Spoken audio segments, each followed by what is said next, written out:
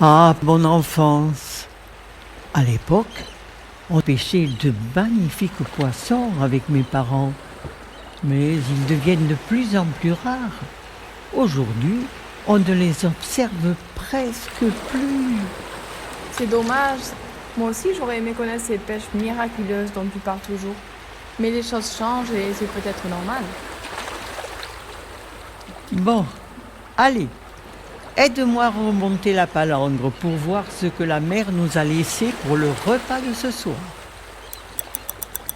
Regarde, Océane, ça, c'est un loup. En Atlantique, on appelle ce poisson le bar. Prends-le et dis-moi s'il fait plus de 30 centimètres. C'est bon, il fait 32 centimètres. Parfait, on le garde pour ce soir.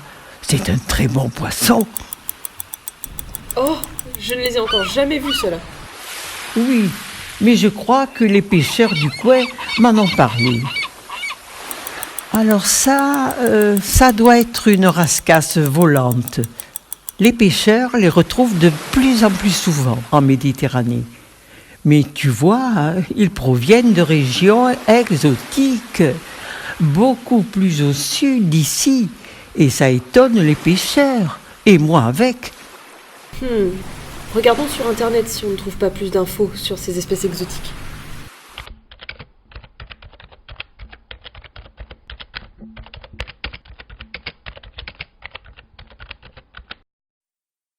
La Méditerranée est une mer intercontinentale reliée à l'océan Atlantique par le détroit de Gibraltar et à la mer Rouge par le canal de Suez construit en 1869. Cette mer est qualifiée de point chaud de biodiversité car elle comprend entre 4 et 18% des espèces marines connues, alors qu'elle ne couvre que moins d'1% de la surface océanique. Parmi ces espèces, 30% sont endémiques, c'est-à-dire qu'on ne les retrouve que dans la Méditerranée, comme par exemple le diable de mer, le gobier à joues poreuses ou encore le triptérigion nain. Mais ces espèces font face à une nouvelle menace, le réchauffement climatique. Depuis 1982, la température des eaux de surface de Méditerranée a augmenté de 1,27 degrés. Ce réchauffement pose deux problèmes majeurs. D'une part, le réchauffement de la Méditerranée contraint les espèces locales, ne supportant pas les nouvelles conditions de leur environnement, à migrer peu à peu vers les eaux plus froides du nord. Ceci pose un problème pour les espèces déjà originaires du nord de la Méditerranée, qui pourraient donc disparaître à long terme. Elles se retrouvent piégées, c'est l'effet cul-de-sac. D'autre part, le réchauffement de la Méditerranée favorise l'arrivée d'espèces exotiques, car elles y trouvent des conditions semblables à celles d'où elles viennent. Elles vont coloniser cette mer principalement par le canal de Suez à l'origine de l'introduction de plus de la moitié des espèces alloctones en Méditerranée. Parmi ces espèces, certaines peuvent s'avérer être envahissantes et engendrer des nuisances environnementales.